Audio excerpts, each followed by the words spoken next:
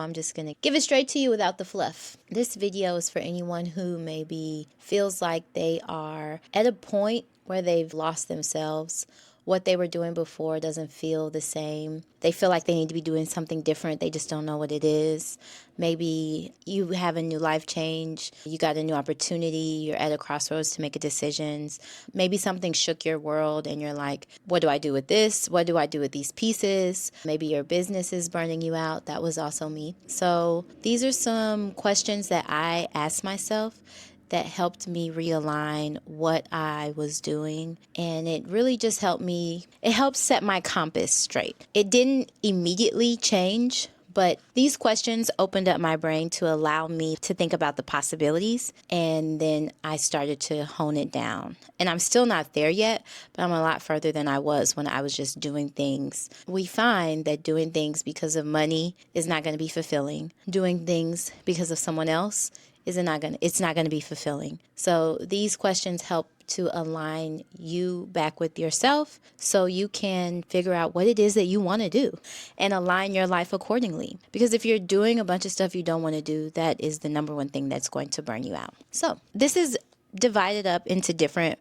categories of questions. And they're like steps that you have to take before you can dream up your big ideal plan. And it's just a beginning, okay? The first section of questions I like to call breaking the matrix. And the first thing you can ask yourself is, why does everything need to be done as fast as possible? These are combating capitalism questions. We live in a capitalist world. However, it's very important that we never go too far to the left or too far for the right, if that makes sense. So if you find yourself doing everything super fast, you are in a constant state of panic, a constant state of scarcity of time. And when it comes time for you to slow down and enjoy things, you're not going to be used to, your body is not going to know how to do that. Even on vacation, you may take vacations and still find yourself needing to pack the schedule. It's not a vacation. You are just doing new tasks in a new environment, maybe with more sun. Once you've asked yourself that, you can ask yourself, what happens when I stop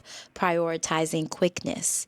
What happens when I slow down? How does it feel in your body? How can you find moments of the day? Maybe your day is very fast, but what opportunities are there for you to slow things down? Find those pockets. Something else is that we live in a consumption society. Even when we are, and by we, I'm including myself, when I'm consuming things that's like self-help or informational, it's still coming from this place that I don't know enough. And I am not certain in my decisions, so I need to hear from someone else. What are you doing? How can I improve? That aligns with efficiency, which also aligns with capitalism. So find places, if you feel like you cannot slow your day down, find places to where you can have silence, where you are not consuming anything, like a silent walk or silently making your breakfast, silently eating, silently driving, so you can intentionally be with your thoughts, and that will also help you slow down and like really think about your intentions and what you want to do. Finding more quiet times with yourself, and if you are religious, that helps you tune back in with your faith as well. So see where there are pockets of time where you innately turn something on so you're hearing something, and try silence and see how that works. Something else I asked myself was, is quickness or urgency preventing me from setting boundaries? When everything is fast, I have this mindset of I don't like people waiting on me for a project to finish. So when the ball is in my court, I make sure I do everything I can to finish and then pass it back to someone else. I don't play basketball, so I guess that's not a good analogy. But I just don't like projects like being delayed because of me. So I feel the need to complete things in 24, 48 hours, 72 hours. And some things take more time. So giving myself that time so I'm not in this rush phase. Because I am a business owner, I set my own deadlines, and they tend to be very tight. And then I find myself stressed out. And I'm like, who said you had to finish this by then? Now, mind you, there is urgency, right? Because we don't want to be complacent when it comes to accomplishing things for our business or for our jobs. But sometimes we place unrealistic deadlines on ourselves, or we set unrealistic to-do lists and don't give ourselves enough time to do certain things. And then we end up frustrated because we only accomplished one thing, not realizing that one thing was going to take a lot longer than you thought it would. I'm talking to myself. That's my friend. Hey, girl. Hold up, girl. Let me call you back. I'm filming my video.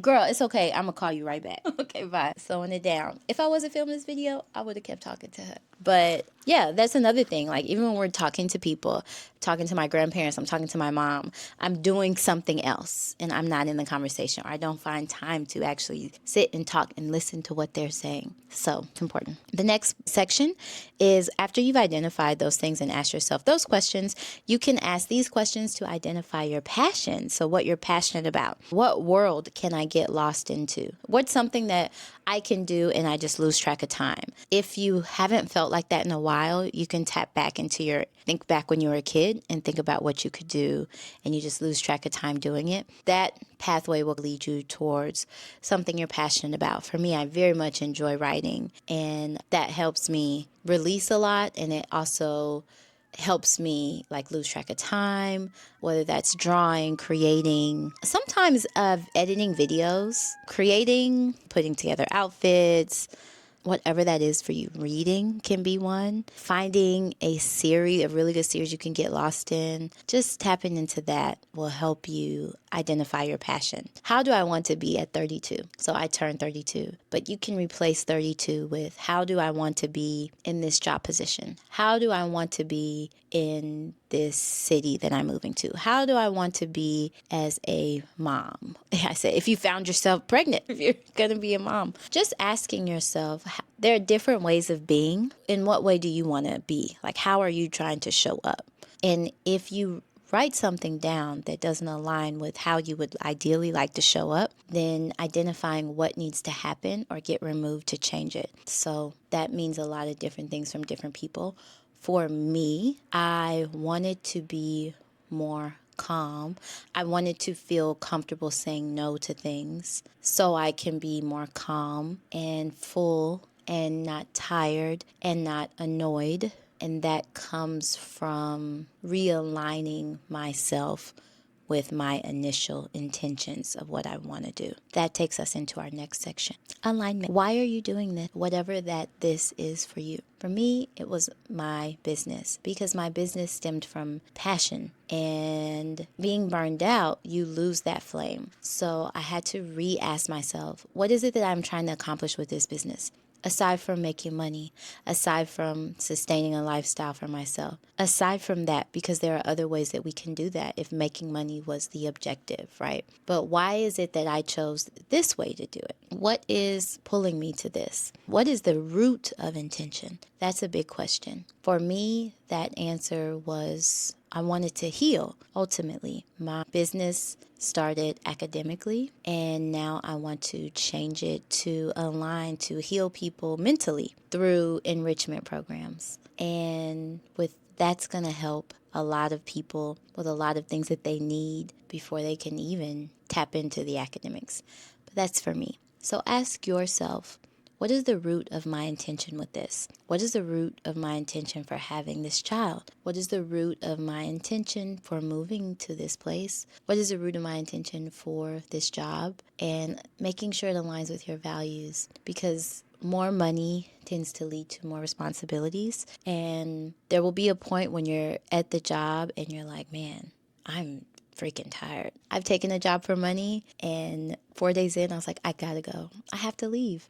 But I didn't because I wanted to keep the money. But ultimately, I ended up leaving. But what is the root of your intention is going to guide you to a lot of sound decision making. Once you've identified those things, what tools do you have? What is in your hand? I ask myself, what is it that I have my hands on right now that I can use to be a light to others?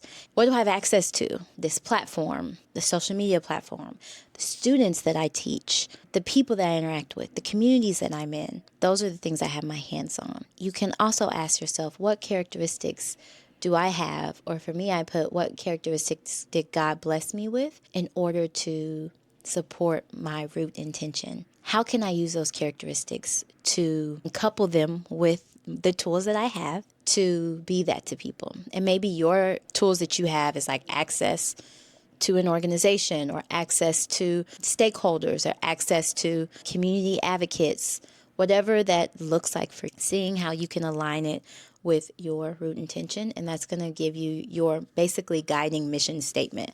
I don't have a mission statement. I just have a word for the year that I select, and I make sure that my decisions align with that. The last thing and the most fun part, right, after you've identified this, we get to dream and set our dreams. And that's when you ask yourself, what can I accomplish with the tools I have now to achieve my root intentions? And then you can say, what can I accomplish if I had all the tools that I needed, right? What does it look like to achieve my root intention to the fullest capacity? In this capitalist society and in this activity, I would like for you to attempt to leave money out of it, because the money will come if you put the action in, but we want to make sure we're putting the actions towards the right things. Hopefully those questions help get you closer to that dream, and it opens up a door to allow yourself to dream without limits, as big as you possibly can. Write it down, have it be as out of your norm as possible, delusional, and see how you can start to shape that into your own reality in the smallest ways, and just build from there. When it comes to building and dreaming and creating, we weren't meant to do that alone. We weren't meant to be on this